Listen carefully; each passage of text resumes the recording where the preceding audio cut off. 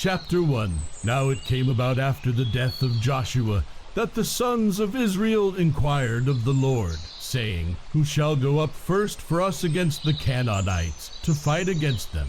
The Lord said, Judah shall go up. Behold, I have given the land into his hand.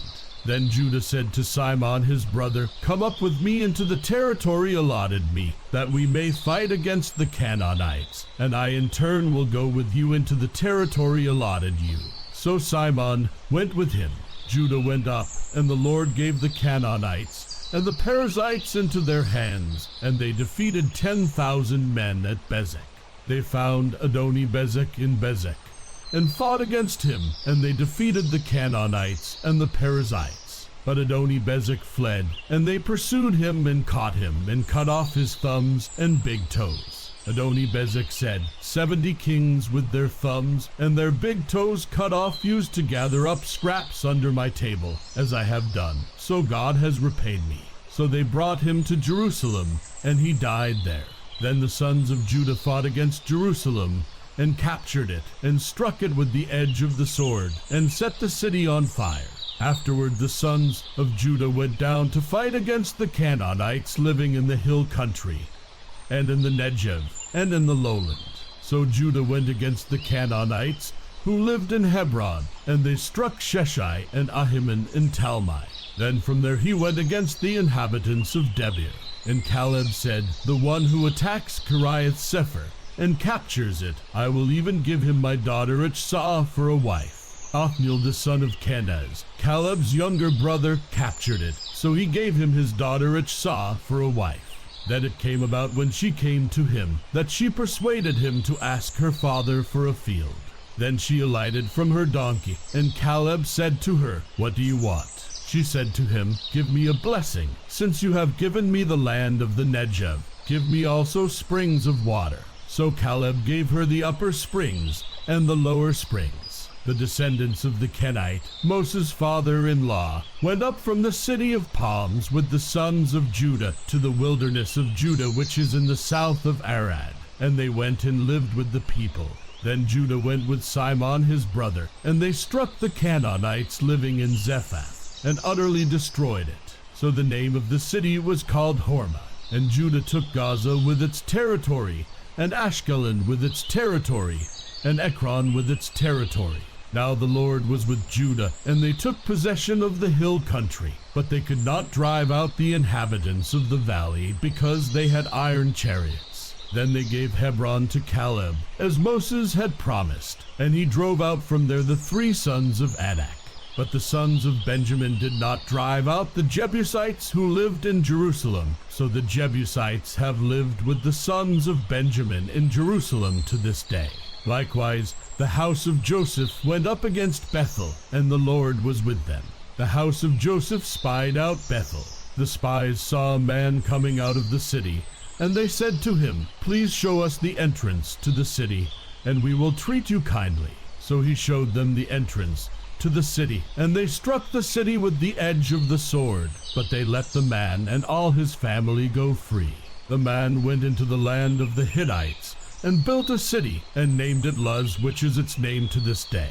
But Manasseh did not take possession of Beth-shean, and its villages, or Taanach and its villages, or the inhabitants of Dor, and its villages, or the inhabitants of Ibleam, and its villages, or the inhabitants of Megiddo and its villages. So the Canaanites persisted in living in that land. It came about when Israel became strong that they put the Canaanites to forced labor, but they did not drive them out completely. Ephraim did not drive out the Canaanites who were living in Jezer, so the Canaanites lived in Jezer among them. Zebulun did not drive out the inhabitants of Kitron, or the inhabitants of Mahalalel, so the Canaanites lived among them, and became subject to forced labor. Asher did not drive out the inhabitants of Akko, or the inhabitants of Sidon, or of Alab, or of Ichzib, or of Helba, or of Aphik, or of Rehob. So the Asherites lived among the Canaanites, the inhabitants of the land, for they did not drive them out. Naphtali did not drive out the inhabitants of Beth-Shemesh, or the inhabitants of Beth-Anath. but lived among the Canaanites, the inhabitants of the land, and the inhabitants of Beth-Shemesh. And Beth-Anath became forced labor for them. Then the Amorites forced the sons of Dan into the hill country, for they did not allow them to come down to the valley. Yet the Amorites persisted in living in Mount Hears, in Ajalon, and in Shalbim. But when the power of the house of Joseph grew strong, they became forced labor. The border of the Amorites ran from the ascent of Akrabim, from Selah and upward. Chapter 2. Now the angel of the Lord came up from Gilgal to Bochim. And he said, I brought you up out of Egypt and led you into the land which I have sworn to your fathers. And I said, I will never break my covenant with you. And as for you, you shall make no covenant with the inhabitants of this land. You shall tear down their altars. But you have not obeyed me. What is this you have done? Therefore I also said, I will not drive them out before you, but they will become as thorns in your sides, and their gods will be a snare to you. When the angel of the Lord spoke these words to all the sons of Israel, the people lifted up their voices and wept. So they named that place Bochim, and there they sacrificed to the Lord. When Joshua had dismissed the people, the sons of Israel went each to his inheritance to possess the land. The people served the Lord all the days of Joshua, and all the days of the elders who survived Joshua, who had seen all the great work of the Lord which he had done for Israel. Then Joshua the son of Nun, the servant of the Lord, died at the age of 110, and they buried him in the territory of his inheritance, in Timnath-Heres, in the hill country of Ephraim, north of Mount Gosh. All that generation also were gathered to their fathers, and there arose another generation after them who did not know the Lord, nor yet the work which he had done for Israel. Then the sons of Israel did evil in the sight of the Lord, and served the Baals. And they forsook the Lord, the God of their fathers, who had brought them out of the land of Egypt, and followed other gods from among the gods of the peoples who were around them, and bowed themselves down to them. Thus they provoked the Lord to anger. So they forsook the Lord, and served Baal and the Ashtaroth. The anger of the Lord burned against Israel, and he gave them into the hands of plunderers, who plundered them, and he sold them into the hands of their enemies around them, so that they could no longer stand before their enemies. Wherever they went, the hand of the Lord was against them for evil, as the Lord had spoken, and as the Lord had sworn to them, so that they were severely distressed. Then the Lord raised up judges, who delivered them from the hands of those who plundered them. Yet they did not listen to their judges, for they played the harlot after other gods and bowed themselves down to them. They turned aside quickly from the way in which their fathers had walked in obeying the commandments of the Lord. They did not do as their fathers. When the Lord raised up judges, for them the Lord was with the judge, and delivered them from the hand of their enemies all the days of the judge. For the Lord was moved to pity by their groaning because of those who oppressed and afflicted them. But it came about when the judge died, that they would turn back and act more corruptly than their fathers, in following other gods to serve them and bow down to them. They did not abandon their practices or their stubborn ways. So the anger of the Lord burned against Israel, and he said, because this nation has transgressed my covenant, which I commanded their fathers, and has not listened to my voice, I also will no longer drive out before them any of the nations which Joshua left when he died, in order to test Israel by them, whether they will keep the way of the Lord to walk in it as their fathers did, or not. So the Lord allowed those nations to remain, not driving them out quickly, and he did not give them into the hand of Joshua. Chapter 3. Now these are the nations which the Lord left, to test Israel by them. These nations are the 5 lords of the Philistines, and all the Canaanites, and the Sidonians, and the Hivites who lived in Mount Lebanon, from Mount Baal-Hermon as far as Lebo-Hamath. They were for testing Israel, to find out if they would obey the commandments of the Lord, which he had commanded their fathers through Moses. The sons of Israel lived among the Canaanites, the Hittites, the Amorites, the Perizzites, the Hivites, and the Jebusites, and they took their daughters for themselves as wives, and gave their own daughters to their sons, and served their gods. The sons of Israel did what was evil in the sight of the Lord, and forgot the Lord their God, and served the Baals and the Asheroth. Then the anger of the Lord was kindled against Israel, so that he sold them into the hands of Cushan-Rishathaim king of Mesopotamia, and the sons of Israel served Cushan-Rishathaim 8 years. When the sons of Israel cried to the Lord raised up a deliverer for the sons of Israel to deliver them, Othniel the son of Kenaz, Caleb's younger brother. The Spirit of the Lord came upon him, and he judged Israel. When he went out to war, the Lord gave Cushan-Rishathaim king of Mesopotamia into his hand, so that he prevailed over Cushan-Rishathaim. Then the land had rest 40 years, and Othniel the son of Kenaz died. Now the sons of Israel again did evil in the sight of the Lord. So the Lord strengthened Eglon the king of Moab against Israel, because they had done evil in the sight of the Lord. And he gathered to himself the sons of Ammon and Amalek, and he went and defeated Israel, and they possessed the city of the palm trees. The sons of Israel served Eglon the king of Moab 18 years. But when the sons of Israel cried to the Lord raised up a deliverer for them, Ehud the son of Gera the Benjamite, a left-handed man. And the sons of Israel sent tribute by him to Eglon the king of Moab. Ehud made himself a sword, which had 2 edges, a cubit in length, and he bound it on his right thigh under his cloak. He presented the tribute to Eglon king of Moab. Now Eglon was a very fat man. It came about when he had finished presenting the tribute, that he sent away the people who had carried the tribute. But he himself turned back from the idols, which were at Gilgal, and said, I have a secret message for you, O king. And he said, Keep silence. And all who attended him left him. Ehud came to him while he was sitting alone in his cool roof chamber. And Ehud said, I have a message from God for you.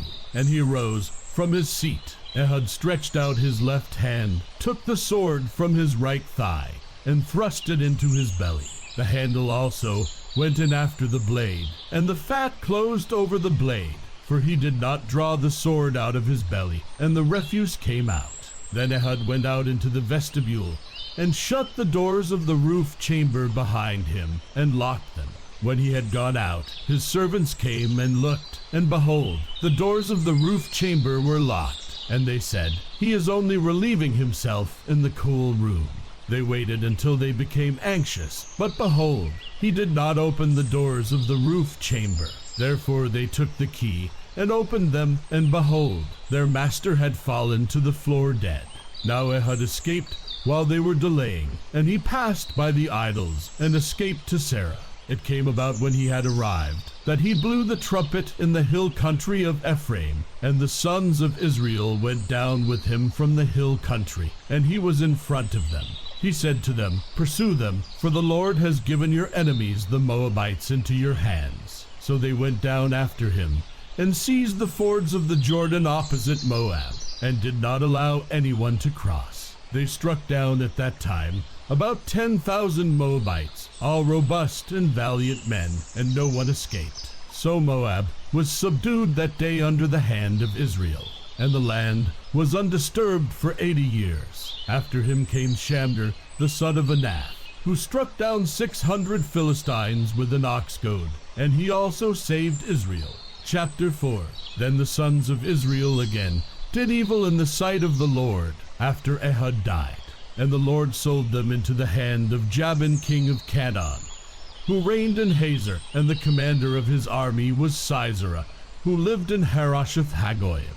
The sons of Israel cried to the Lord, for he had 900 iron chariots, and he oppressed the sons of Israel severely for 20 years. Now Deborah, a prophetess, the wife of Lapidoth, was judging Israel at that time.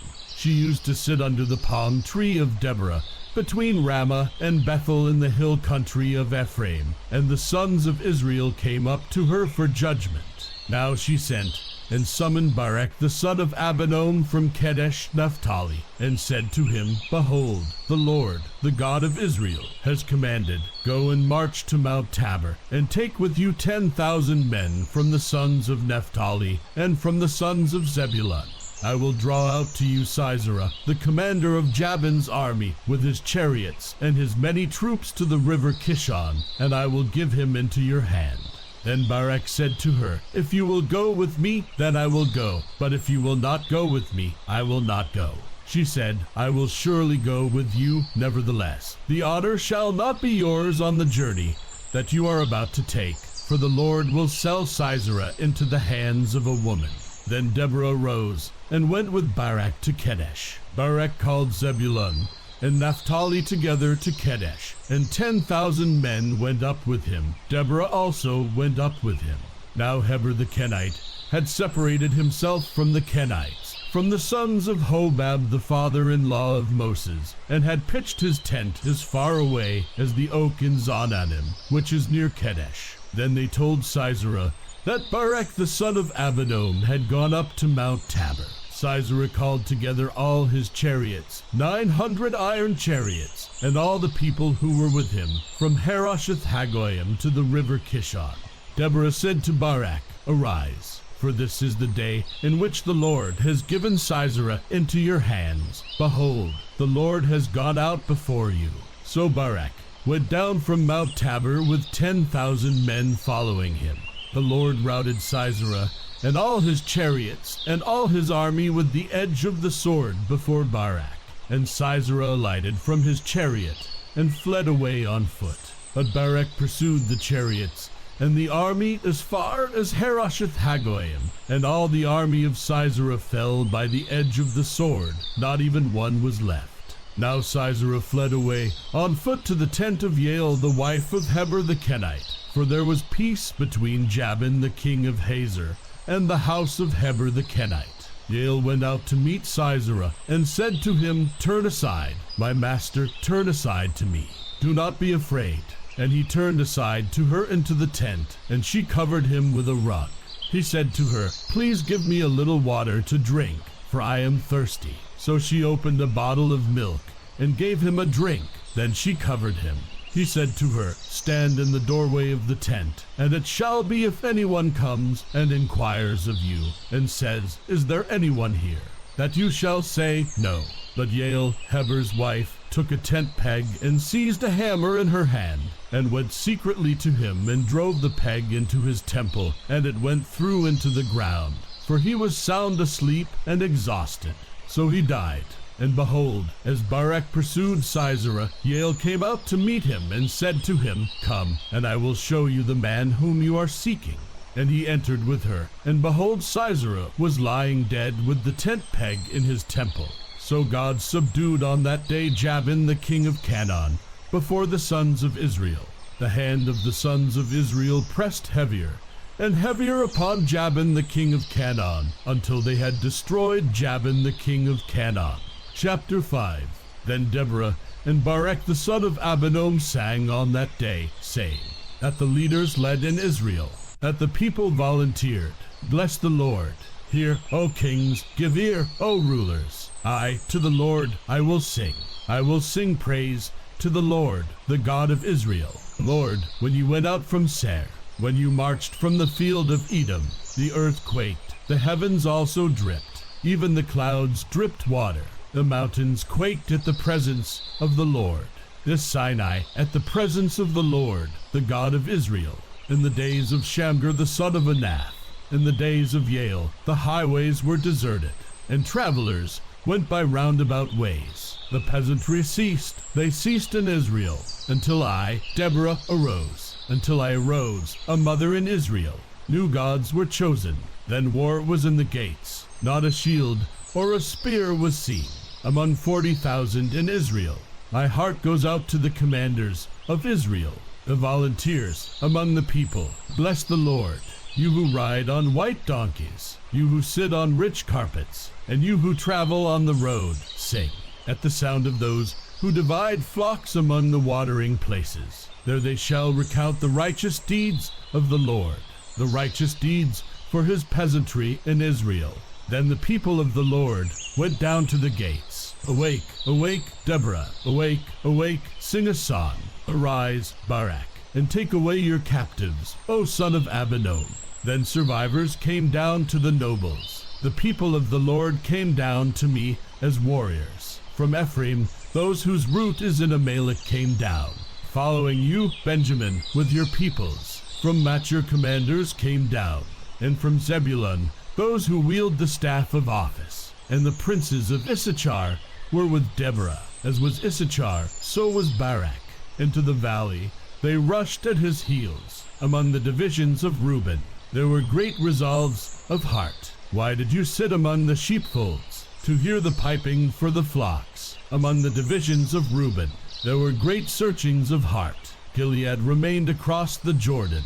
And why did Dan stay in ships? Asher sat at the seashore and remained by its landings. Zebulun was a people who despised their lives even to death. And Naphtali also on the high places of the field. The kings came and fought. Then fought the kings of Canaan at Tanak near the waters of Megiddo. They took no plunder in silver. The stars fought from heaven. From their courses they fought against Sisera. The torrent of Kishon swept them away. The ancient torrent, the torrent Kishon. O my soul, march on with strength. Then the horses' hoofs beat from the dashing of his valiant steeds. Curse Meroz, said the angel of the Lord.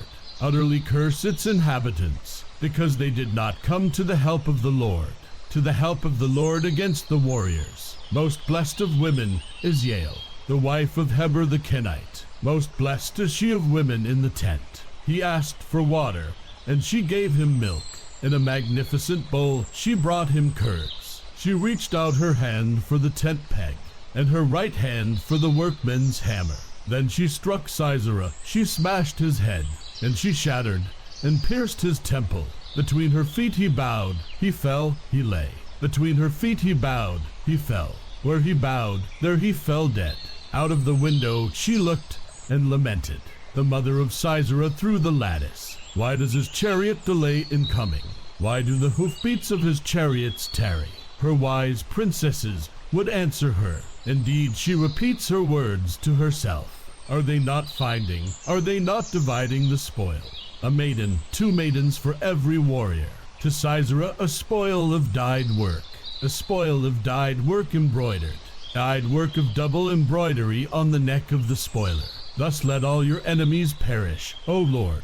But let those who love him be like the rising of the sun in its might. And the land was undisturbed for 40 years. Chapter 6. Then the sons of Israel did what was evil in the sight of the Lord, and the Lord gave them into the hands of Midian 7 years. The power of Midian prevailed against Israel. Because of Midian the sons of Israel made for themselves the dens, which were in the mountains, and the caves, and the strongholds. For it was when Israel had sown that the Midianites would come up with the Amalekites, and the sons of the east, and go against them. So they would camp against them, and destroy the produce of the earth, as far as Gaza, and leave no sustenance in Israel, as well as no sheep, ox, or donkey. For they would come up with their livestock, and their tents. They would come in like locusts for number. Both they and their camels were innumerable, and they came into the land to devastate it. So Israel was brought very low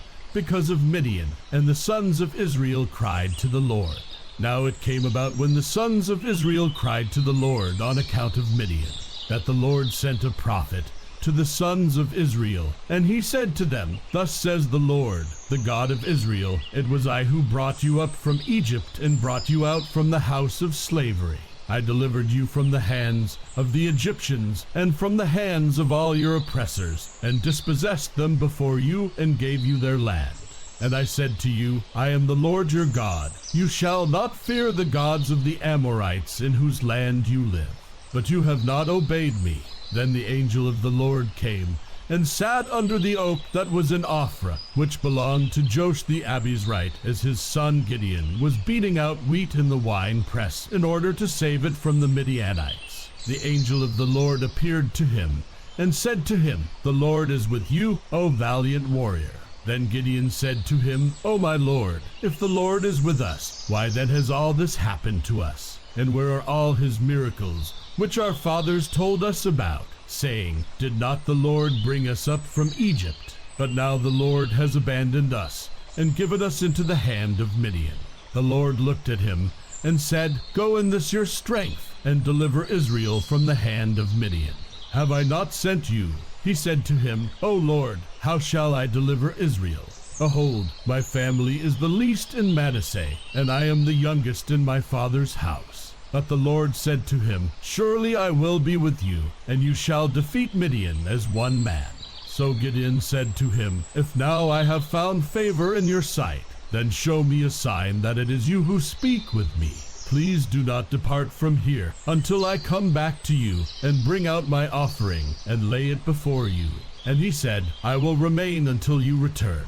Then Gideon went in and prepared a young goat and unleavened bread from an ephah of flour. He put the meat in a basket and the broth in a pot and brought them out to him under the oak and presented them. The angel of God said to him, Take the meat and the unleavened bread and lay them on this rock and pour out the broth. And he did so. Then the angel of the Lord put out the end of the staff that was in his hand and touched the meat and the unleavened bread, and fire sprang up from the rock and consumed the meat and the unleavened bread. Then the angel of the Lord vanished from his sight. When Gideon saw that he was the angel of the Lord, he said, Alas, O Lord God, for now I have seen the angel of the Lord face to face. The Lord said to him, Peace to you, do not fear, you shall not die. Then Gideon built an altar there to the Lord, and named it The Lord is Peace. To this day it is still in Ophrah of the Abizrites. Now on the same night the Lord said to him, Take your father's bull, and a second bull 7 years old, and pull down the altar of Baal which belongs to your father, and cut down the Asherah that is beside it. And build an altar to the Lord your God on the top of this stronghold in an orderly manner, and take a second bull, and offer a burnt offering with the wood of the Asherah which you shall cut down. Then Gideon took 10 men of his servants, and did as the Lord had spoken to him, and because he was too afraid of his father's household and the men of the city to do it by day, he did it by night. When the men of the city arose early in the morning, behold, the altar of Baal was torn down, and the Asherah which was beside it was cut down, and the second bull was offered on the altar which had been built. They said to one another, Who did this thing? And when they searched about and inquired, they said, Gideon the son of Joash did this thing. Then the men of the city said to Joash, Bring out your son, that he may die, for he has torn down the altar of Baal, and indeed he has cut down the Asherah which was beside it. But Joash said to all who stood against him, Will you contend for Baal, or will you deliver him? Whoever will plead for him shall be put to death by morning. If he is a god, let him contend for himself, because someone has torn down his altar. Therefore on that day he named him Jerubbaal, that is to say, Let Baal contend against him, because he had torn down his altar. Then all the Midianites and the Amalekites and the sons of the east assembled themselves, and they crossed over and camped in the valley of Jezreel. So the Spirit of the Lord came upon Gideon, and he blew a trumpet, and the Abizrites were called together to follow him. He sent messengers throughout Manasseh, and they also were called together to follow him. And he sent messengers to Asher, Zebulun, and Naphtali, and they came up to meet them. Then Gideon said to God, If you will deliver Israel through me, as you have spoken, behold, I will put a fleece of wool on the threshing floor. If there is dew on the fleece only, and it is dry on all the ground, then I will know that you will deliver Israel through me, as you have spoken. And it was so. When he arose early the next morning, and squeezed the fleece, he drained the dew from the fleece, a bowl full of water. Then Gideon said to God, Do not let your anger burn against me, that I may speak once more. Please let me make a test once more with the fleece. Let it now be dry only on the fleece, and let there be dew on all the ground. God did so that night, for it was dry only on the fleece, and dew was on all the ground. Chapter 7. Then Jerubbaal and all the people who were with him rose early and camped beside the spring of Harod, and the camp of Midian was on the north side of them by the hill of Moreh in the valley. The Lord said to Gideon, "The people who are with you are too many for me to give Midian into their hands, for Israel would become boastful, saying, 'My own power has delivered me.' Now therefore come, proclaim in the hearing of the people, saying, 'Whoever is afraid and trembling, let him return and depart from Mount Gilead.' So 22,000 people returned, but 10,000 remained. Then the Lord said to Gideon, 'The people are still too many. Bring them down to the water, and I will test them for you there. Therefore it shall be that he of whom I say to you, this one shall go with you, he shall go with you. But every one of whom I say to you, this one shall not go with you, he shall not go.' So he brought the people down to the water. And the Lord said to Gideon, 'You shall separate everyone who laps the water with his tongue as a dog laps, as well as everyone who kneels to drink.'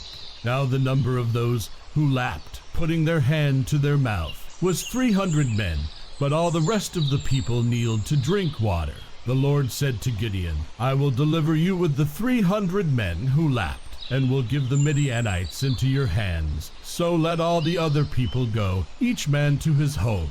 So the 300 men took the people's provisions and their trumpets into their hands. And Gideon sent all the other men of Israel, each to his tent, but retained the 300 men, and the camp of Midian was below him in the valley. Now the same night it came about that the Lord said to him, 'Arise, go down against the camp, for I have given it into your hands. But if you are afraid to go down, go with Purah your servant down to the camp, and you will hear what they say, and afterward your hands will be strengthened that you may go down against the camp.'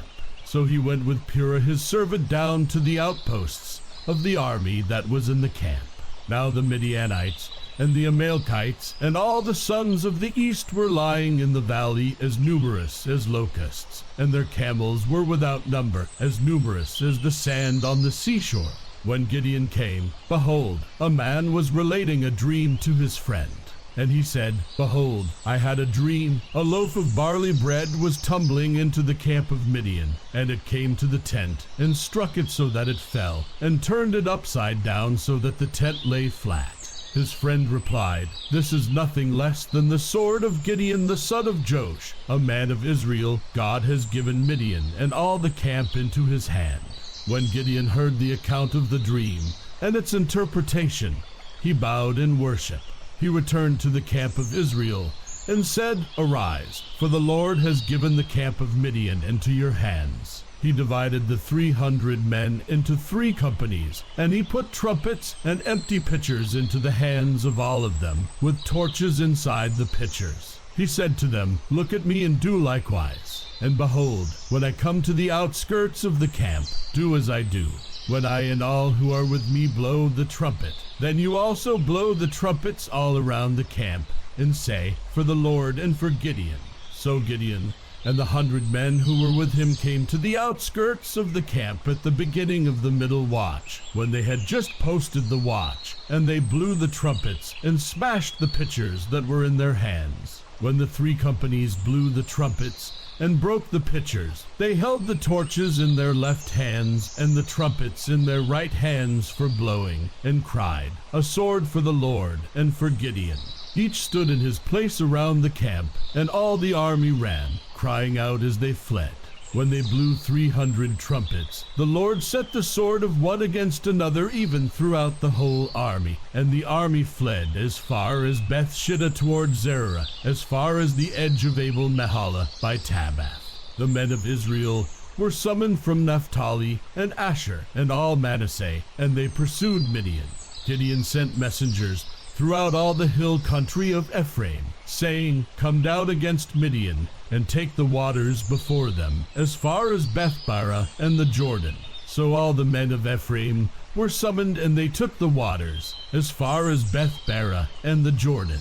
They captured the 2 leaders of Midian, Oreb and Zeb, and they killed Oreb at the rock of Oreb, and they killed Zeb at the winepress of Zeb, while they pursued Midian, and they brought the heads of Oreb and Zeb to Gideon from across the Jordan. Chapter 8. Then the men of Ephraim said to him, "What is this thing you have done to us, not calling us when you went to fight against Midian?" And they contended with him vigorously. But he said to them, "What have I done now in comparison with you? Is not the gleaning of the grapes of Ephraim better than the vintage of Abiezer? God has given the leaders of Midian, Oreb and Zeb, into your hands, and what was I able to do in comparison with you?"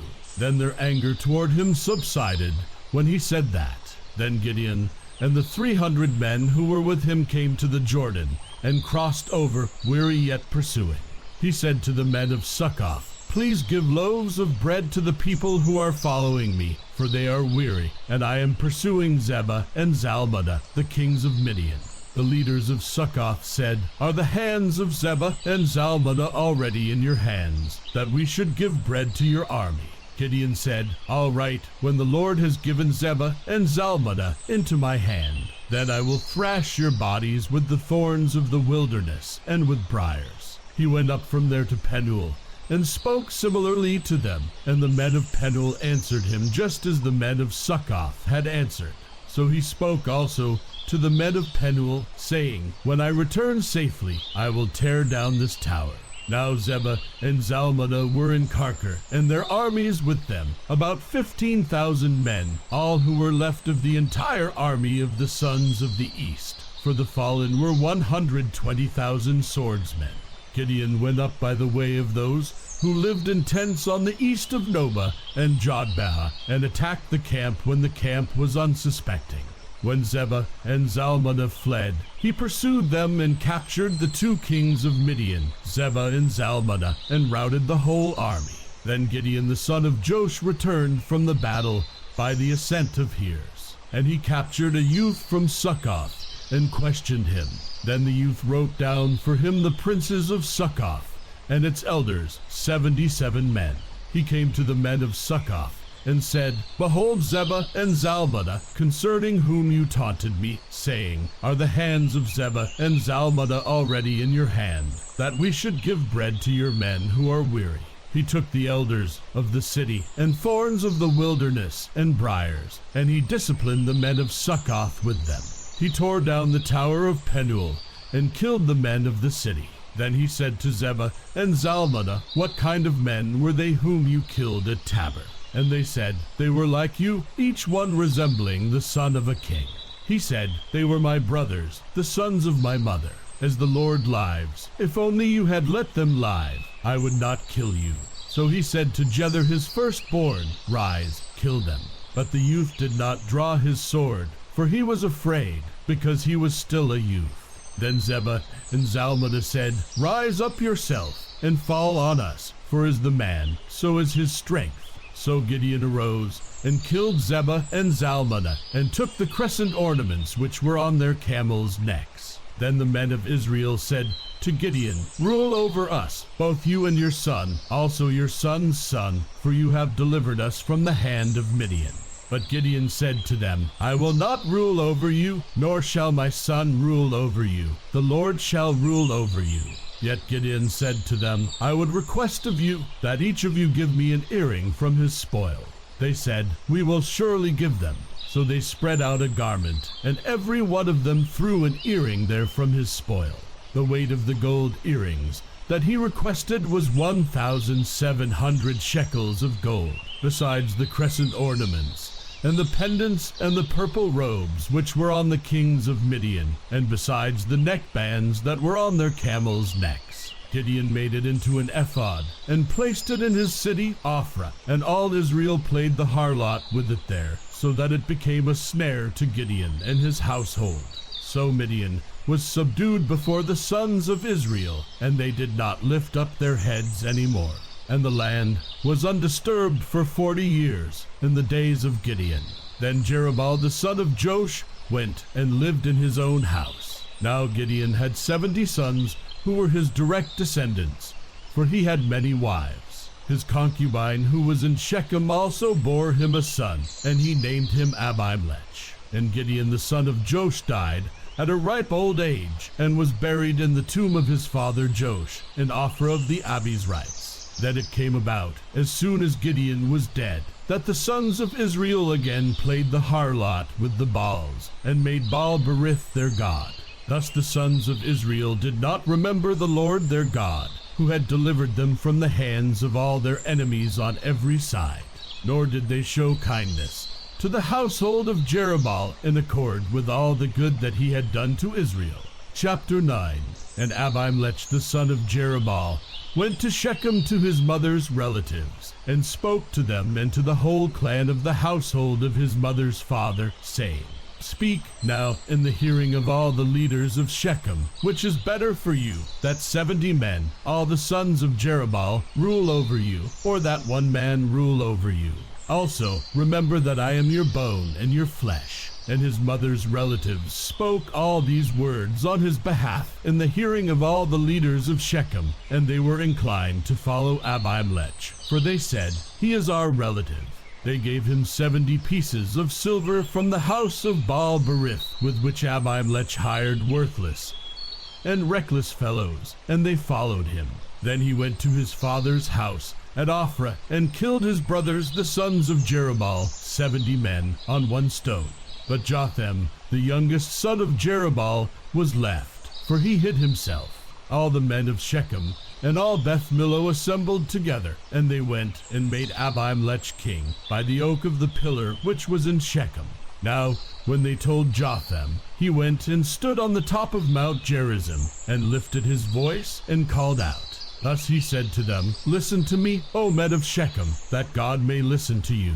Once the trees went forth to anoint a king over them, and they said to the olive tree, Reign over us. But the olive tree said to them, Shall I leave my fatness with which God and men are honored, and go to wave over the trees? Then the trees said to the fig tree, You come, reign over us. But the fig tree said to them, Shall I leave my sweetness and my good fruit, and go to wave over the trees? Then the trees said to the vine, You come, reign over us. But the vine said to them, Shall I leave my new wine, which cheers God and men, and go to wave over the trees? Finally all the trees said to the bramble, You come, reign over us. The bramble said to the trees, If in truth you are anointing me as king over you, come and take refuge in my shade. But if not, may fire come out from the bramble, and consume the cedars of Lebanon. Now therefore, if you have dealt in truth and integrity in making Abimelech king, and if you have dealt well with Jerubbaal and his house, and have dealt with him as he deserved, for my father fought for you, and risked his life, and delivered you from the hand of Midian. But you have risen against my father's house today, and have killed his sons, 70 men, on one stone, and have made Abimelech, the son of his maidservant, king over the men of Shechem, because he is your relative. If then you have dealt in truth and integrity with Jerubbaal and his house this day, rejoice in Abimelech, and let him also rejoice in you. But if not, let fire come out from Abimelech, and consume the men of Shechem and Beth Millo, and let fire come out from the men of Shechem and from Beth Millo, and consume Abimelech. Then Jotham escaped and fled, and went to Beer, and remained there because of Abimelech's brother.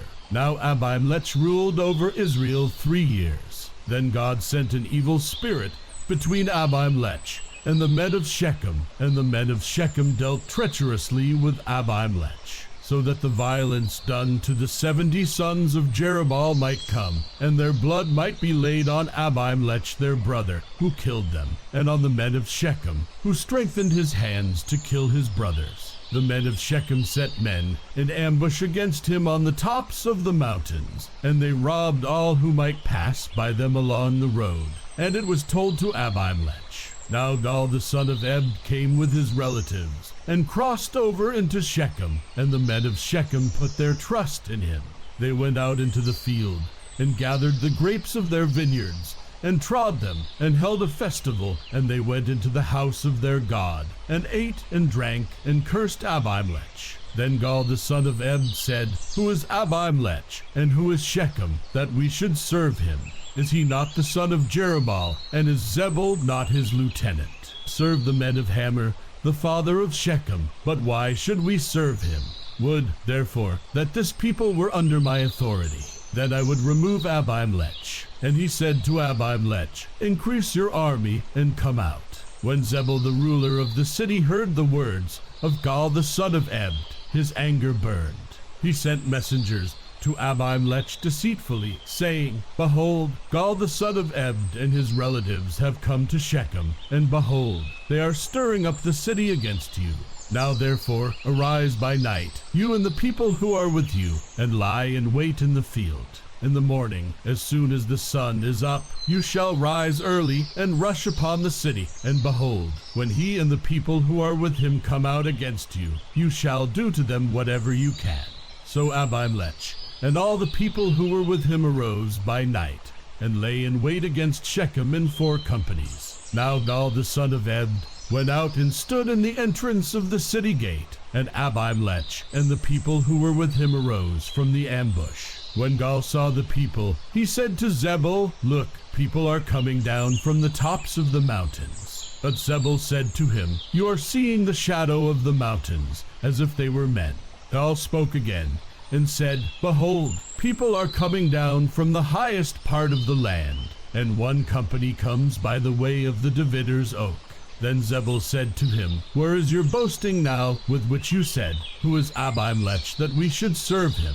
Is this not the people whom you despised? Go out now and fight with them. So Gaal went out before the leaders of Shechem and fought with Abimelech. Abimelech chased him, and he fled before him, and many fell wounded up to the entrance of the gate. Then Abimelech remained at Arumah, but Zebul drove out Gaal and his relatives, so that they could not remain in Shechem. Now it came about the next day that the people went out to the field, and it was told to Abimelech. So he took his people and divided them into 3 companies, and lay in wait in the field. When he looked and saw the people coming out from the city, he arose against them and slew them. Then Abimelech and the company who was with him dashed forward, and stood in the entrance of the city gate. The other 2 companies then dashed against all who were in the field, and slew them. Abimelech fought against the city all that day, and he captured the city, and killed the people who were in it. Then he razed the city, and sowed it with salt. When all the leaders of the tower of Shechem heard of it, they entered the inner chamber of the temple of El-Berith. It was told Abimelech that all the leaders of the tower of Shechem were gathered together. So Abimelech went up to Mount Zalmon, he and all the people who were with him. And Abimelech took an axe in his hand, and cut down a branch from the trees, and lifted it, and laid it on his shoulder. Then he said to the people who were with him, what you have seen me do, hurry and do likewise. All the people also cut down each one his branch, and followed Abimelech, and put them on the inner chamber, and set the inner chamber on fire over those inside, so that all the men of the tower of Shechem also died, about 1,000 men and women. Then Abimelech went to Thebez, and he camped against Thebez, and captured it. But there was a strong tower in the center of the city, and all the men and women with all the leaders of the city fled there, and shut themselves in, and they went up on the roof of the tower. So Abimelech came to the tower, and fought against it, and approached the entrance of the tower to burn it with fire. But a certain woman threw an upper millstone on Abimelech's head, crushing his skull. Then he called quickly to the young man, his armor-bearer, and said to him, draw your sword and kill me, so that it will not be said of me, a woman slew him. So the young man pierced him through, and he died. When the men of Israel saw that Abimelech was dead, each departed to his home. Thus God repaid the wickedness of Abimelech, which he had done to his father in killing his 70 brothers. Also God returned all the wickedness of the men of Shechem on their heads, and the curse of Jotham the son of Jerubbaal came upon them. Chapter 10. Now after Abimelech died, Tola the son of Puah, the son of Dodo, a man of Issachar, arose to save Israel, and he lived in Shamir in the hill country of Ephraim. He judged Israel 23 years. Then he died, and was buried in Shamir. After him, Jair the Gileadite arose, and judged Israel 22 years. He had 30 sons, who rode on 30 donkeys, and they had 30 cities in the land of Gilead that are called Havoth Jair to this day. And Jair died, and was buried in Kaman. Then the sons of Israel again did evil in the sight of the Lord, served the Baals and the Ashtaroth, the gods of Aram, the gods of Sidon, the gods of Moab, the gods of the sons of Ammon, and the gods of the Philistines. Thus they forsook the Lord, and did not serve him. The anger of the Lord burned against Israel, and he sold them into the hands of the Philistines, and into the hands of the sons of Ammon. They afflicted and crushed the sons of Israel that year. For 18 years they afflicted all the sons of Israel who were beyond the Jordan in Gilead in the land of the Amorites. The sons of Ammon crossed the Jordan to fight also against Judah, Benjamin, and the house of Ephraim, so that Israel was greatly distressed. Then the sons of Israel cried out to the Lord, saying, We have sinned against you, for indeed we have forsaken our God and served the Baals. The Lord said to the sons of Israel, Did I not deliver you from the Egyptians, the Amorites, the sons of Ammon, and the Philistines? Also, when the Sidonians, the Amalekites, and the Maonites oppressed you, you cried out to me, and I delivered you from their hands. Yet you have forsaken me, and served other gods. Therefore I will no longer deliver you. Go and cry out to the gods which you have chosen. Let them deliver you in the time of your distress. The sons of Israel said to the Lord, We have sinned. Do to us whatever seems good to you. Only please deliver us this day. So they put away the foreign gods from among them, and served the Lord, and he could bear the misery of Israel no longer. Then the sons of Ammon were summoned, and they camped in Gilead. And the sons of Israel gathered together, and camped in Mizpah. The people, the leaders of Gilead, said to one another, Who is the man who will begin to fight against the sons of Ammon? He shall become head over all the inhabitants of Gilead. Chapter 11. Now Jephthah the Gileadite was a valiant warrior, but he was the son of a harlot, and Gilead was the father of Jephthah. Gilead's wife bore him sons, and when his wife's sons grew up, they drove Jephthah out, and said to him, You shall not have an inheritance in our father's house, for you are the son of another woman. So Jephthah fled from his brothers, and lived in the land of Tob. And worthless fellows gathered themselves about Jephthah, and they went out with him. It came about after a while that the sons of Ammon fought against Israel. When the sons of Ammon fought against Israel, the elders of Gilead went to get Jephthah from the land of Tob. And they said to Jephthah, Come and be our chief, that we may fight against the sons of Ammon. Then Jephthah said to the elders of Gilead, Did you not hate me and drive me from my father's house? So why have you come to me now when you are in trouble? The elders of Gilead said to Jephthah, For this reason we have now returned to you, that you may go with us and fight with the sons of Ammon, and become head over all the inhabitants of Gilead. So Jephthah said to the elders of Gilead, If you take me back to fight against the sons of Ammon, and the Lord gives them up to me, will I become your head? The elders of Gilead said to Jephthah, The Lord is witness between us. Surely we will do as you have said. Then Jephthah went with the elders of Gilead, and the people made him head and chief over them. And Jephthah spoke all his words before the Lord at Mizpah. Now Jephthah sent messengers to the king of the sons of Ammon, saying, What is between you and me, that you have come to me to fight against my land? The king of the sons of Ammon said to the messengers of Jephthah, Because Israel took away my land when they came up from Egypt, from the Arnon as far as the Jabbok and the Jordan, therefore return them peaceably now. But Jephthah sent messengers again to the king of the sons of Ammon. And they said to him, Thus says Jephthah, Israel did not take away the land of Moab, nor the land of the sons of Ammon. For when they came up from Egypt, and Israel went through the wilderness to the Red Sea, and came to Kadesh, then Israel sent messengers to the king of Edom, saying, Please let us pass through your land. But the king of Edom would not listen.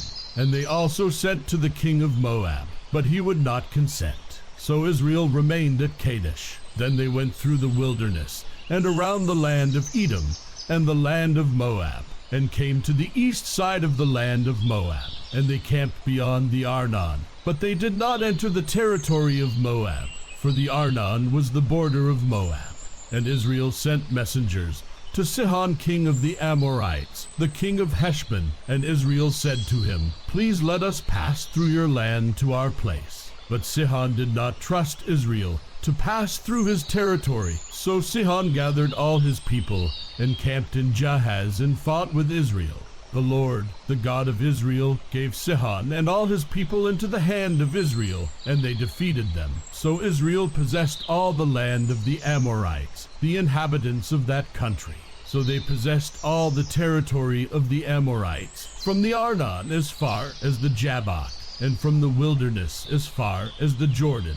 Since now the Lord, the God of Israel, drove out the Amorites from before his people Israel, are you then to possess it? Do you not possess what Chemosh your God gives you to possess? So whatever the Lord our God has driven out before us, we will possess it. Now are you any better than Balak, the son of Zippor, king of Moab? Did he ever strive with Israel, or did he ever fight against them? While Israel lived in Heshbon and its villages, and in Aroer and its villages, and in all the cities that are on the banks of the Arnon, 300 years. Why did you not recover them within that time? I therefore have not sinned against you, but you are doing me wrong by making war against me. May the Lord, the judge today between the sons of Israel and the sons of Ammon. But the king of the sons of Ammon disregarded the message which Jephthah sent him. Now the Spirit of the Lord came upon Jephthah, so that he passed through Gilead and Manasseh. Then he passed through Mizpah of Gilead, and from Mizpah of Gilead he went on to the sons of Ammon. Jephthah made a vow to the Lord, and said, If you will indeed give the sons of Ammon into my hand, then it shall be that whatever comes out of the doors of my house to meet me when I return in peace from the sons of Ammon, it shall be the Lord's, and I will offer it up as a burnt offering. So Jephthah crossed over to the sons of Ammon to fight against them, and the Lord gave them into his hand. He struck them with a very great slaughter, from Aroer to the entrance of Minnith, 20 cities, and as far as Abel Keramim. So the sons of Ammon were subdued before the sons of Israel. When Jephthah came to his house at Mizpah, behold, his daughter was coming out to meet him with tambourines and with dancing. Now she was his one and only child. Besides her he had no son or daughter. When he saw her, he tore his clothes and said, Alas, my daughter, you have brought me very low, and you are among those who trouble me. For I have given my word to the Lord, and I cannot take it back. So she said to him, My father, you have given your word to the Lord. Do to me as you have said, since the Lord has avenged you of your enemies, the sons of Ammon. She said to her father, Let this thing be done for me. Let me alone 2 months, that I may go to the mountains and weep because of my virginity, I and my companions. Then he said, Go. So he sent her away for 2 months, and she left with her companions, and wept on the mountains because of her virginity. At the end of 2 months, she returned to her father, who did to her according to the vow which he had made, and she had no relations with a man. Thus it became a custom in Israel that the daughters of Israel went yearly to commemorate the daughter of Jephthah the Gileadite 4 days in the year. Chapter 12. Then the men of Ephraim were summoned, and they crossed to Zaphon, and said to Jephthah, Why did you cross over to fight against the sons of Ammon without calling us to go with you? We will burn your house down on you. Jephthah said to them, I and my people were at great strife with the sons of Ammon. When I called you, you did not deliver me from their hand. When I saw that you would not deliver me, I took my life in my hands and crossed over against the sons of Ammon, and the Lord gave them into my hand. Why then have you come up to me this day to fight against me? Then Jephthah gathered all the men of Gilead and fought Ephraim, and the men of Gilead defeated Ephraim, because they said, You are fugitives of Ephraim, O Gileadites, in the midst of Ephraim and in the midst of Manasseh. The Gileadites captured the fords of the Jordan opposite Ephraim. And it happened when any of the fugitives of Ephraim said, Let me cross over, the men of Gilead would say to him, Are you an Ephraimite? If he said, No, then they would say to him, Say now, Shibboleth. But he said, Sibboleth, for he could not pronounce it correctly. Then they seized him and slew him at the fords of the Jordan. Thus there fell at that time 42,000 of Ephraim. Jephthah judged Israel 6 years. Then Jephthah the Gileadite died, and was buried in one of the cities of Gilead. Now Ibzan of Bethlehem judged Israel after him. He had 30 sons and 30 daughters whom he gave in marriage outside the family, and he brought in 30 daughters from outside for his sons. And he judged Israel 7 years. Then Ibzan died, and was buried in Bethlehem.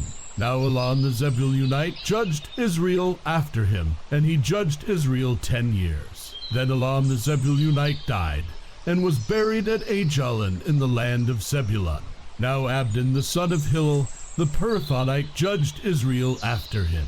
He had 40 sons and 30 grandsons who rode on 70 donkeys, and he judged Israel 8 years. Then Abdon the son of Hillel the Pirathonite died, and was buried at Pirathon in the land of Ephraim, in the hill country of the Amalekites. Chapter 13.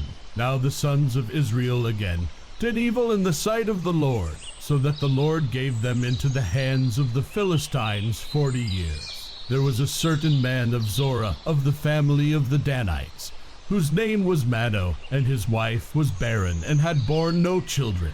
Then the angel of the Lord appeared to the woman, and said to her, Behold now, you are barren, and have borne no children, but you shall conceive and give birth to a son. Now therefore be careful not to drink wine or strong drink, nor eat any unclean thing.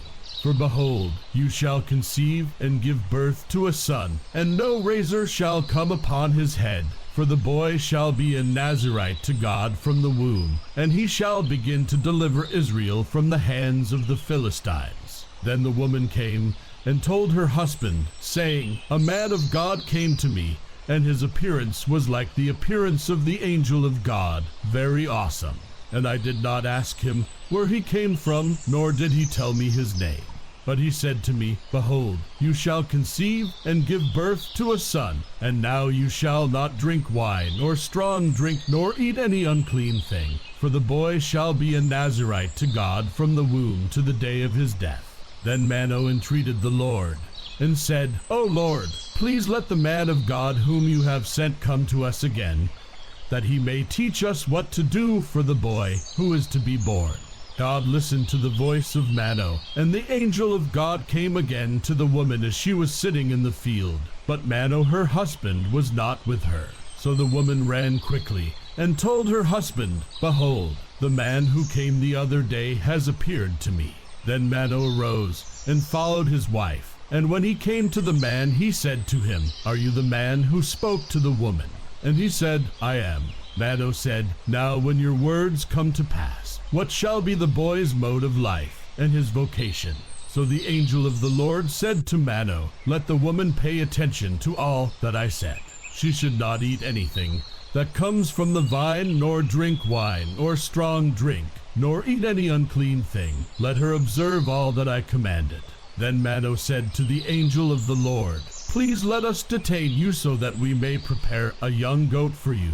The angel of the Lord said to Mano, Though you detain me, I will not eat your food, but if you prepare a burnt offering, then offer it to the Lord. For Mano did not know that he was the angel of the Lord. Mano said to the angel of the Lord, What is your name, so that when your words come to pass, we may honor you? But the angel of the Lord said to him, Why do you ask my name, seeing it is wonderful? So Mano took the young goat with the grain offering, and offered it on the rock to the Lord. And he performed wonders while Mano and his wife looked on. For it came about when the flame went up from the altar toward heaven, that the angel of the Lord ascended in the flame of the altar. When Mano and his wife saw this, they fell on their faces to the ground. Now the angel of the Lord did not appear to Mano or his wife again. Then Mano knew that he was the angel of the Lord. So Mano said to his wife, We will surely die, for we have seen God. But his wife said to him, If the Lord had desired to kill us, he would not have accepted a burnt offering and a grain offering from our hands, nor would he have shown us all these things, nor would he have let us hear things like this at this time. Then the woman gave birth to a son and named him Samson. And the child grew up, and the Lord blessed him. And the Spirit of the Lord began to stir him in Mahane-dan, between Zorah and Eshtaol. Chapter 14.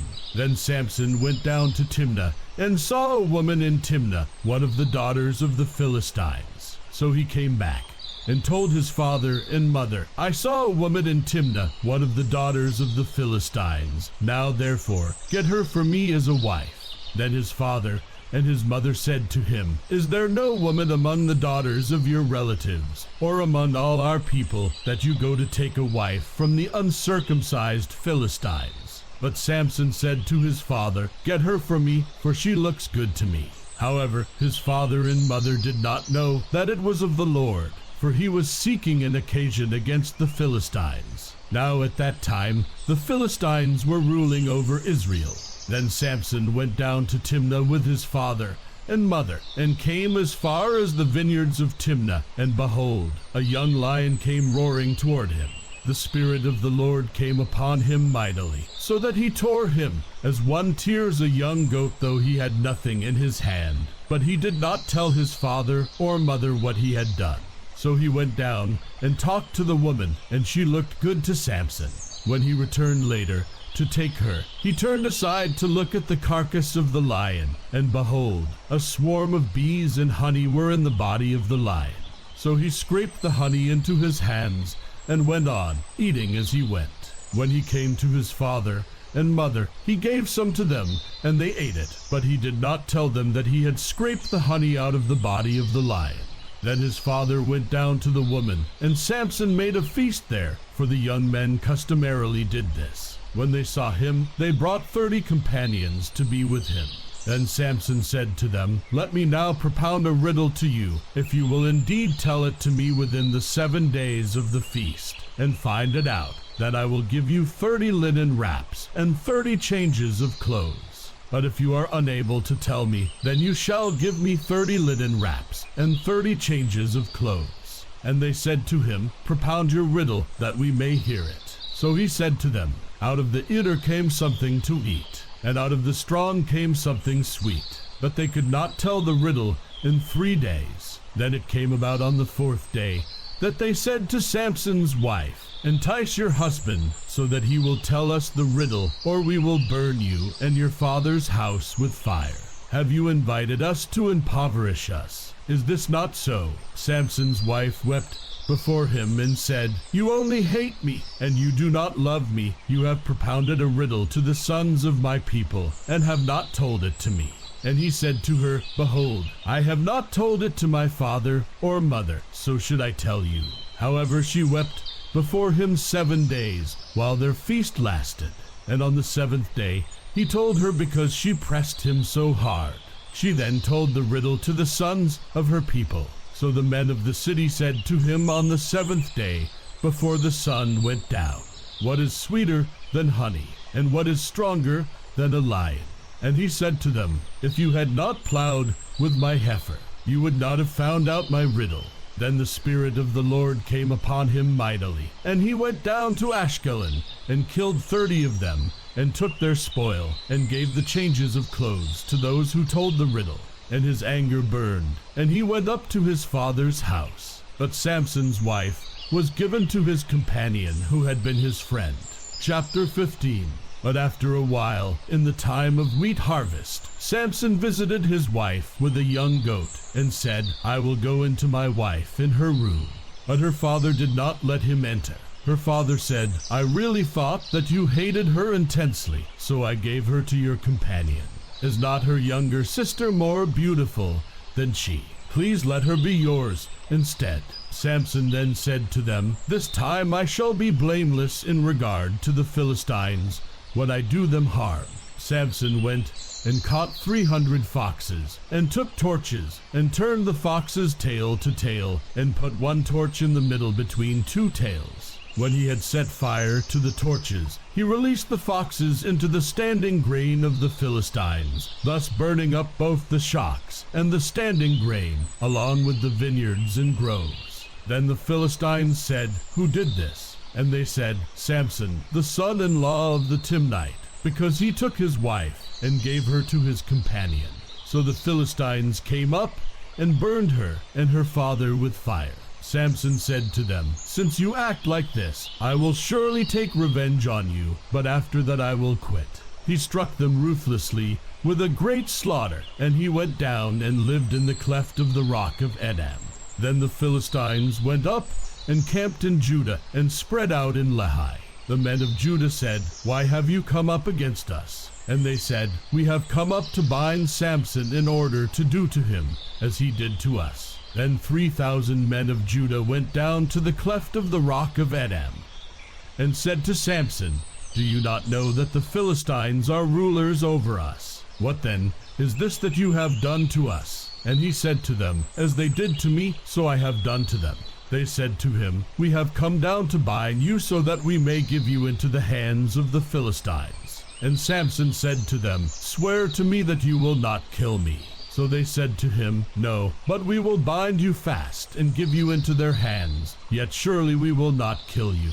Then they bound him with 2 new ropes and brought him up from the rock.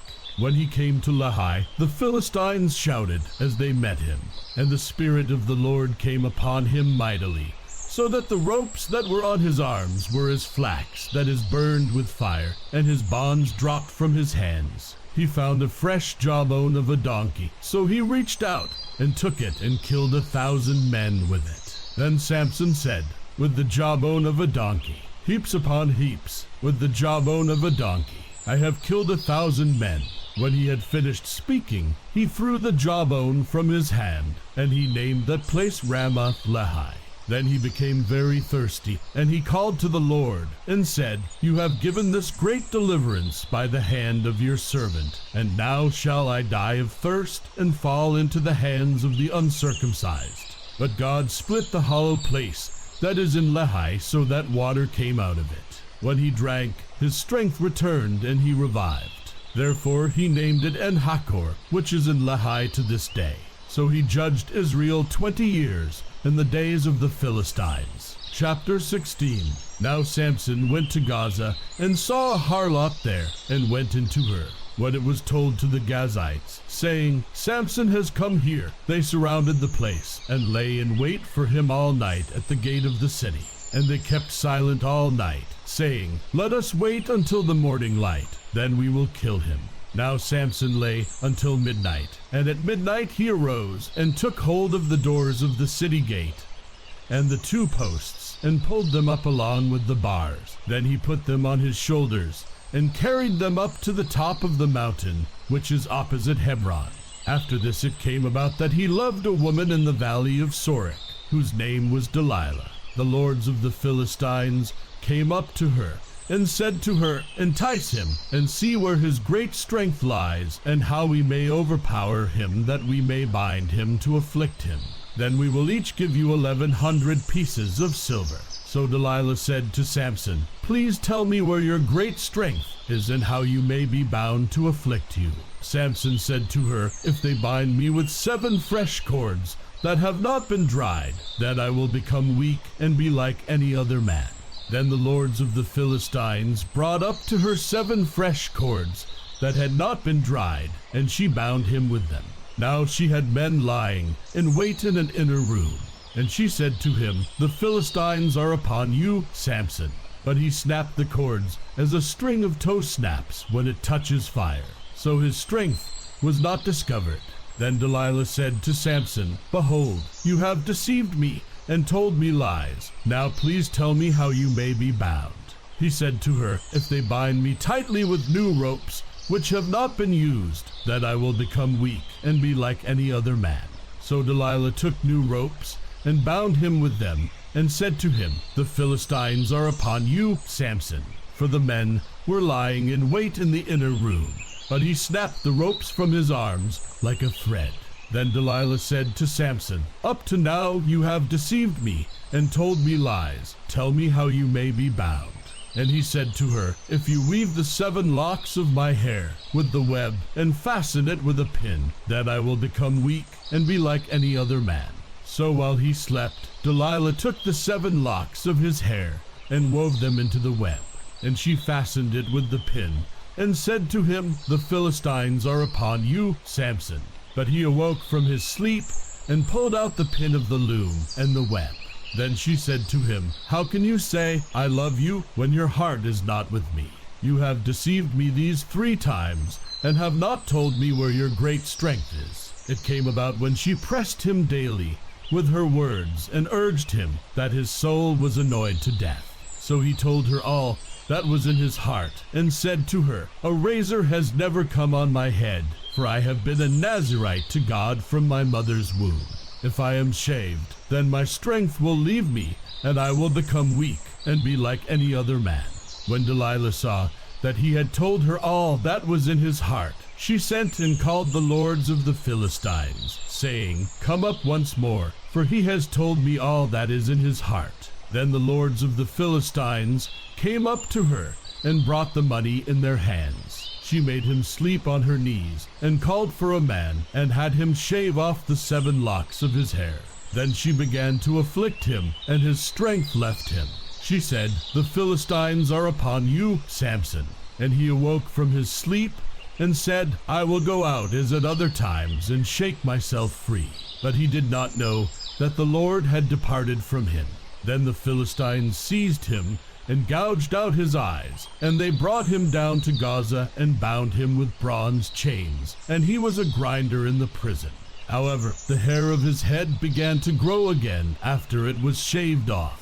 Now the lords of the Philistines assembled to offer a great sacrifice to Dagon their god, and to rejoice, for they said, "Our God has given Samson our enemy into our hands." When the people saw him, they praised their God, for they said, "Our God has given our enemy into our hands, even the destroyer of our country, who has slain many of us." It so happened, when they were in high spirits, that they said, "Call for Samson, that he may amuse us." So they called for Samson from the prison, and he entertained them, and they made him stand between the pillars. Then Samson said to the boy who was holding his hand, "Let me feel the pillars on which the house rests, that I may lean against them."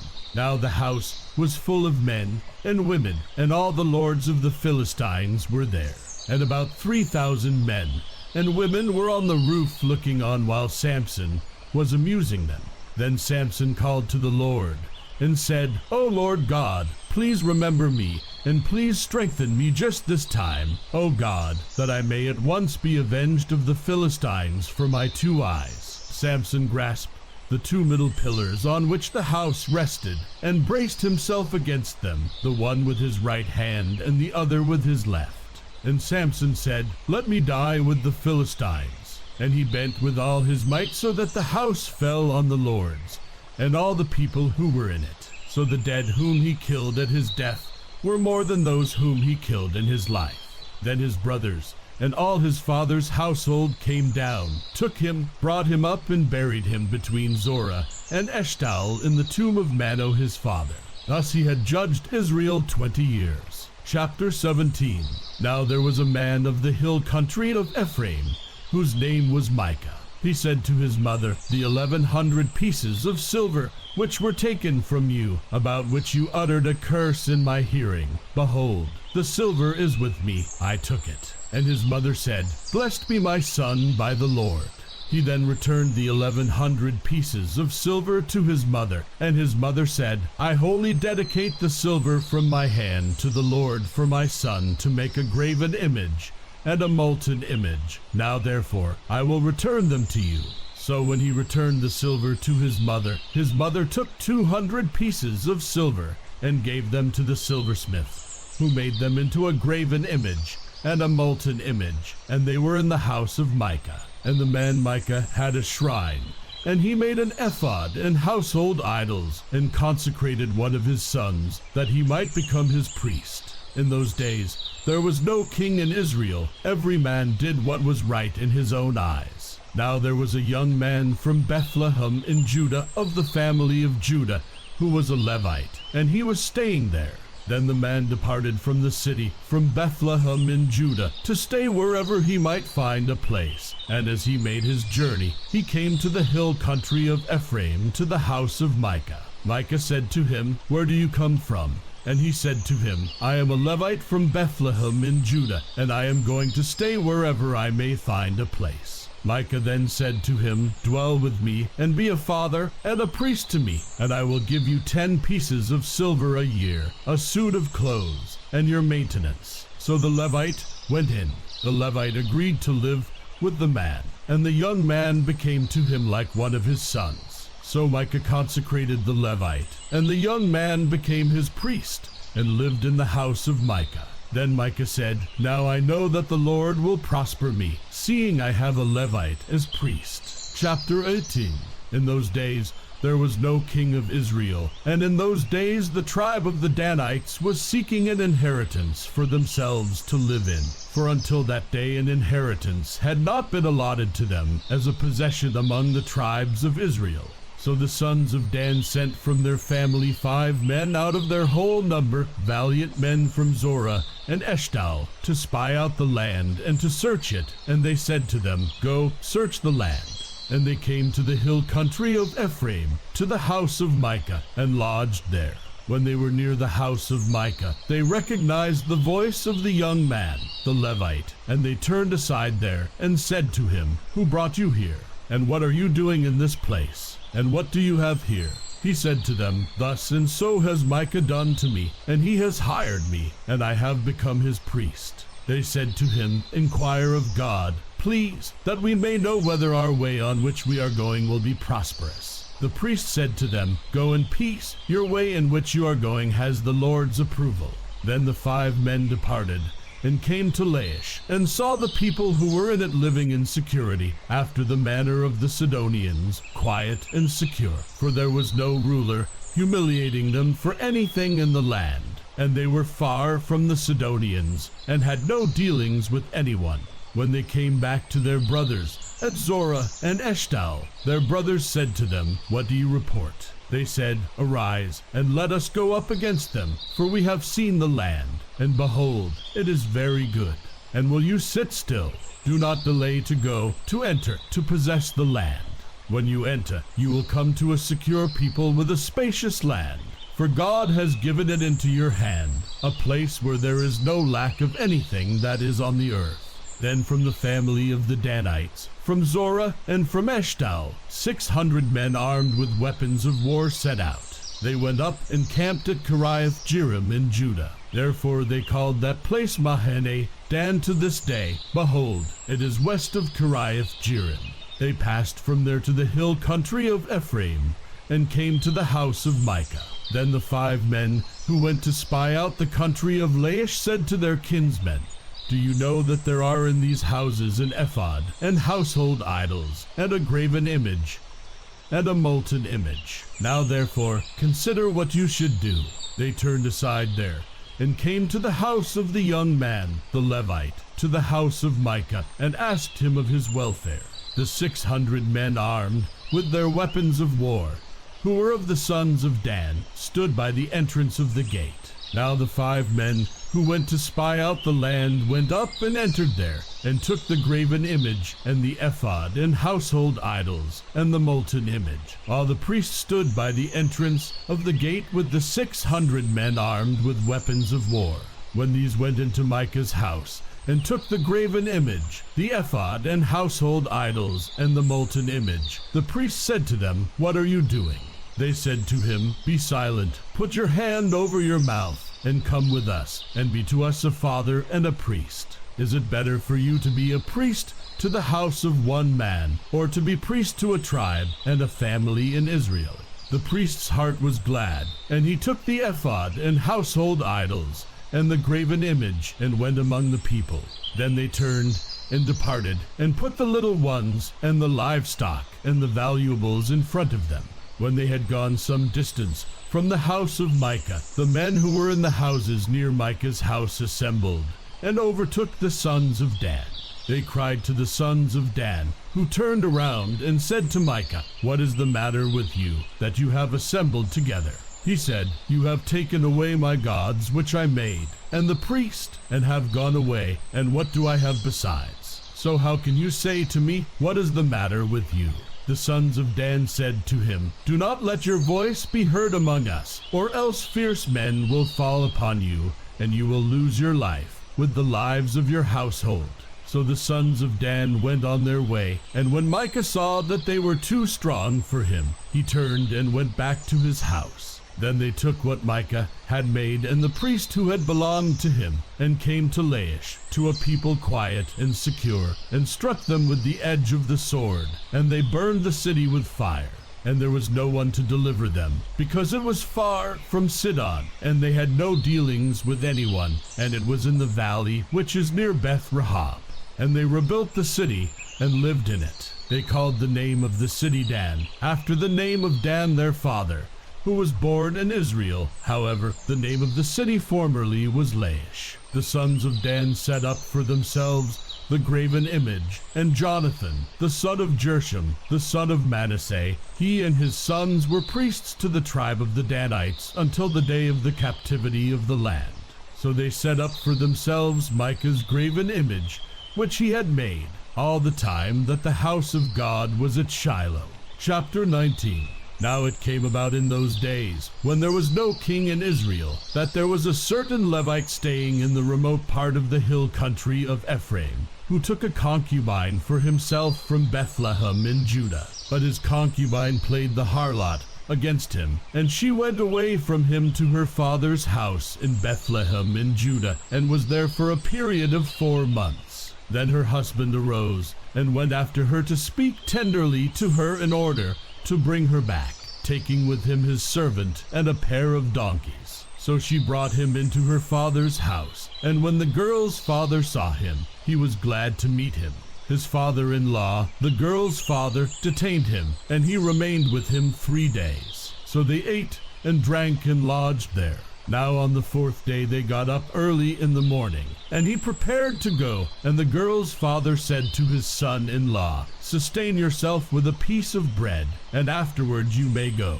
So both of them sat down and ate and drank together. And the girl's father said to the man, "Please be willing to spend the night, and let your heart be merry." Then the man arose to go, but his father-in-law urged him, so that he spent the night there again. On the 5th day he arose to go early in the morning, and the girl's father said, "Please sustain yourself, and wait until afternoon." So both of them ate. When the man arose to go along with his concubine and servant, his father-in-law, the girl's father, said to him, "Behold now, the day has drawn to a close. Please spend the night. Lo, the day is coming to an end. Spend the night here, that your heart may be merry. Then tomorrow you may arise early for your journey, so that you may go home." But the man was not willing to spend the night. So he arose and departed, and came to a place opposite Jebus. And there were with him a pair of saddled donkeys. His concubine also was with him. When they were near Jebus, the day was almost gone, and the servant said to his master, "Please come, and let us turn aside into this city of the Jebusites, and spend the night in it." However, his master said to him, "We will not turn aside into the city of foreigners, who are not of the sons of Israel, but we will go on as far as Jibah." He said to his servant, "Come and let us approach one of these places, and we will spend the night in Jibah or Ramah." So they passed along, and went their way, and the sun set on them near Jibah, which belongs to Benjamin. They turned aside there in order to enter, and lodge in Jibah. When they entered, they sat down in the open square of the city, for no one took them into his house to spend the night. Then behold, an old man was coming out of the field from his work at evening.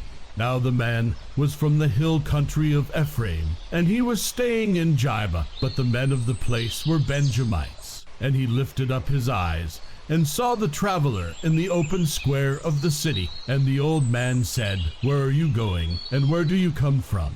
He said to him, "We are passing from Bethlehem in Judah to the remote part of the hill country of Ephraim, for I am from there, and I went to Bethlehem in Judah. But I am now going to my house, and no man will take me into his house. Yet there is both straw and fodder for our donkeys, and also bread and wine for me, your maidservant, and the young man who is with your servants. There is no lack of anything."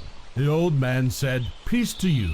Only let me take care of all your needs. However, do not spend the night in the open square." So he took him into his house, and gave the donkeys fodder, and they washed their feet, and ate and drank. While they were celebrating, behold, the men of the city, certain worthless fellows, surrounded the house, pounding the door. And they spoke to the owner of the house, the old man, saying, Bring out the man who came into your house, that we may have relations with him. Then the man, the owner of the house, went out to them and said to them, No, my fellows, please do not act so wickedly, since this man has come into my house. Do not commit this act of folly. Here is my virgin daughter and his concubine. Please let me bring them out, that you may ravish them, and do to them whatever you wish. But do not commit such an act of folly against this man. But the men would not listen to him. So the man seized his concubine, and brought her out to them, and they raped her and abused her all night until morning, then let her go at the approach of dawn. As the day began to dawn, the woman came and fell down at the doorway of the man's house where her master was, until full daylight. When her master arose in the morning and opened the doors of the house, and went out to go on his way, then behold, his concubine was lying at the doorway of the house with her hands on the threshold. He said to her, Get up and let us go. But there was no answer. Then he placed her on the donkey, and the man arose and went to his home. When he entered his house, he took a knife and laid hold of his concubine and cut her in 12 pieces, limb by limb, and sent her throughout the territory of Israel. All who saw it said, Nothing like this has ever happened or been seen from the day when the sons of Israel came up from the land of Egypt to this day. Consider it, take counsel, and speak up. Chapter 20. Then all the sons of Israel from Dan to Beersheba, including the land of Gilead, came out, and the congregation assembled as one man to the Lord at Mizpah. The chiefs of all the people, even of all the tribes of Israel, took their stand in the assembly of the people of God, 400 feet soldiers who drew the sword. And the sons of Israel said, Tell us, how did this wickedness take place? So the Levite, the husband of the woman who was murdered, answered and said, I came with my concubine to spend the night at Jibah, which belongs to Benjamin. But the men of Jibah rose up against me and surrounded the house at night because of me. They intended to kill me. Instead, they ravished my concubine so that she died. And I took hold of my concubine and cut her in pieces and sent her throughout the land of Israel's inheritance. For they have committed a lewd and disgraceful act in Israel. Behold, all you sons of Israel, give your advice and counsel here. Then all the people arose as one man, saying, Not one of us will go to his tent, nor will any of us return to his house. But now this is the thing which we will do to Jibah. We will go up against it by lot, and we will take 10 men out of 100 throughout the tribes of Israel, and 100 out of 1,000, and 1,000 out of 10,000 to supply food for the people, that when they come to Jibah of Benjamin, they may punish them for all the disgraceful acts that they have committed in Israel. Thus all the men of Israel were gathered against the city, united as one man. Then the tribes of Israel sent men through the entire tribe of Benjamin, saying, What is this wickedness that has taken place among you?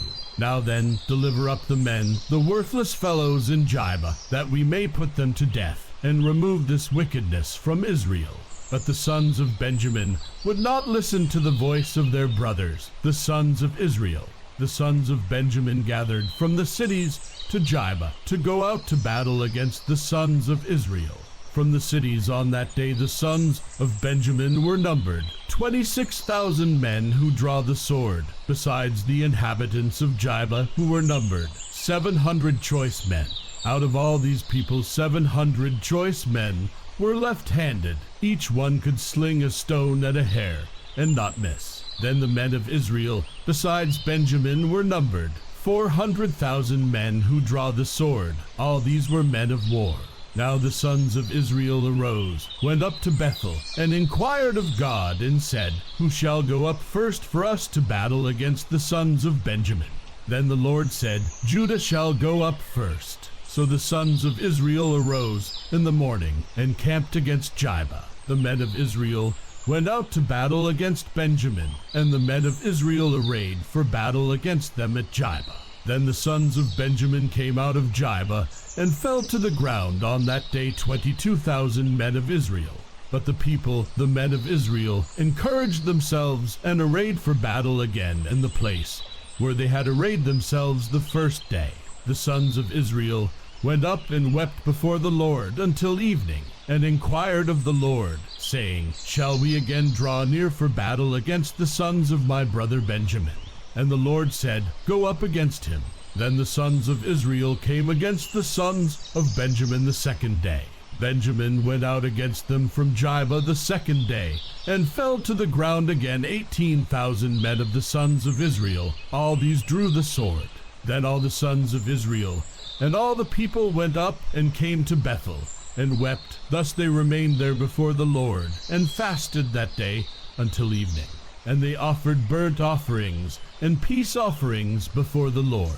The sons of Israel inquired of the Lord, for the ark of the covenant of God was there in those days. And Phinehas, the son of Eleazar, Aaron's son, stood before it to minister in those days, saying, Shall I yet again go out to battle against the sons of my brother Benjamin, or shall I cease? And the Lord said, Go up, for tomorrow I will deliver them into your hand.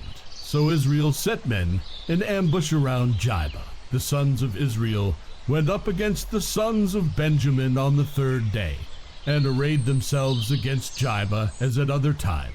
The sons of Benjamin went out against the people, and were drawn away from the city, and they began to strike and kill some of the people as at other times, on the highways, one of which goes up to Bethel, and the other to Gibeah, and in the field about 30 men of Israel. The sons of Benjamin said, They are struck down before us, as at the first. But the sons of Israel said, Let us flee, that we may draw them away from the city to the highways. Then all the men of Israel arose from their place, and arrayed themselves at Baal-Tamar. And the men of Israel in ambush broke out of their place, even out of Mare-Jebah. When 10,000 choice men from all Israel came against Gibeah, the battle became fierce. But Benjamin did not know that disaster was close to them. And the Lord struck Benjamin before Israel, so that the sons of Israel destroyed 25,100 men of Benjamin that day, all who draw the sword. So the sons of Benjamin saw that they were defeated, when the men of Israel gave ground to Benjamin, because they relied on the men in ambush whom they had set against Gibeah. The men in ambush hurried and rushed against Gibeah. The men in ambush also deployed, and struck all the city with the edge of the sword. Now the appointed sign between the men of Israel and the men in ambush was that they would make a great cloud of smoke rise from the city. Then the men of Israel turned in the battle, and Benjamin began to strike and kill about 30 men of Israel, for they said, Surely they are defeated before us, as in the first battle. But when the cloud began to rise from the city in a column of smoke, Benjamin looked behind them, and behold, the whole city was going up in smoke to heaven. Then the men of Israel turned, and the men of Benjamin were terrified, for they saw that disaster was close to them. Therefore they turned their backs before the men of Israel toward the direction of the wilderness. But the battle overtook them, while those who came out of the cities destroyed them in the midst of them. They surrounded Benjamin, pursued them without rest, and trod them down opposite Gibeah toward the east. Thus 18,000 men of Benjamin fell. All these were valiant warriors. The rest turned and fled toward the wilderness to the rock of Rimmon. But they caught 5,000 of them on the highways, and overtook them at Jidam, and killed 2,000 of them. So all of Benjamin who fell that day were 25,000 men who draw the sword. All these were valiant warriors. But 600 men turned and fled toward the wilderness to the rock of Rimmon, and they remained at the rock of Rimmon 4 months. The men of Israel then turned back against the sons of Benjamin, and struck them with the edge of the sword, both the entire city with the cattle, and all that they found. They also set on fire all the cities which they found. Chapter 21.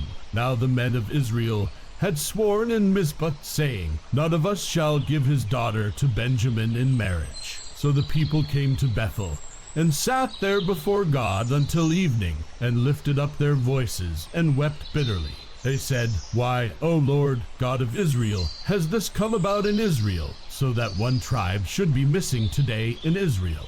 It came about the next day that the people arose early, and built an altar there, and offered burnt offerings and peace offerings. Then the sons of Israel said, Who is there among all the tribes of Israel who did not come up in the assembly to the Lord? For they had taken a great oath concerning him, who did not come up to the Lord at Mizpah, saying, He shall surely be put to death. And the sons of Israel were sorry for their brother Benjamin, and said, One tribe is cut off from Israel today. What shall we do for wives for those who are left, since we have sworn by the Lord not to give them any of our daughters in marriage? And they said, What one is there of the tribes of Israel who did not come up to the Lord at Mizpah? And behold, no one had come to the camp from Jabesh-Gilead to the assembly. For when the people were numbered, behold, not one of the inhabitants of Jabesh-Gilead was there. And the congregation sent 12,000 of the valiant warriors there, and commanded them, saying, Go and strike the inhabitants of Jabesh-Gilead with the edge of the sword, with the women and the little ones. This is the thing that you shall do. You shall utterly destroy every man and every woman who has lain with a man. And they found among the inhabitants of Jabesh-Gilead 400 young virgins, who had not known a man by lying with him. And they brought them to the camp at Shiloh, which is in the land of Canaan. Then the whole congregation sent word, and spoke to the sons of Benjamin who were at the rock of Rimmon, and proclaimed peace to them. Benjamin returned at that time, and they gave them the women whom they had kept alive from the women of Jabesh-Gilead. Yet they were not enough for them, and the people were sorry for Benjamin, because the Lord had made a breach in the tribes of Israel. Then the elders of the congregation said, What shall we do for wives for those who are left, since the women are destroyed out of Benjamin? They said, There must be an inheritance for the survivors of Benjamin, so that a tribe will not be blotted out from Israel. But we cannot give them wives of our daughters, for the sons of Israel had sworn, saying, Cursed is he who gives a wife to Benjamin. So they said, Behold, there is a feast of the Lord from year to year in Shiloh, which is on the north side of Bethel, on the east side of the highway that goes up from Bethel to Shechem, and on the south side of Lebonah. And they commanded the sons of Benjamin, saying, Go and lie and wait in the vineyards, and watch. And behold, if the daughters of Shiloh come out to take part in the dances, then you shall come out of the vineyards, and each of you shall catch his wife from the daughters of Shiloh, and go to the land of Benjamin. It shall come about, when their fathers or their brothers come to complain to us, that we shall say to them, Give them to us voluntarily, because we did not take for each man of Benjamin a wife in battle, nor did you give them to them, else you would now be guilty. The sons of Benjamin did so, and took wives according to their number from those who danced, whom they carried away. And they went and returned to their inheritance, and rebuilt the cities, and lived in them. The sons of Israel departed from there at that time, every man to his tribe and family, and each one of them went out from there to his inheritance. In those days there was no king in Israel. Everyone did what was right in his own eyes.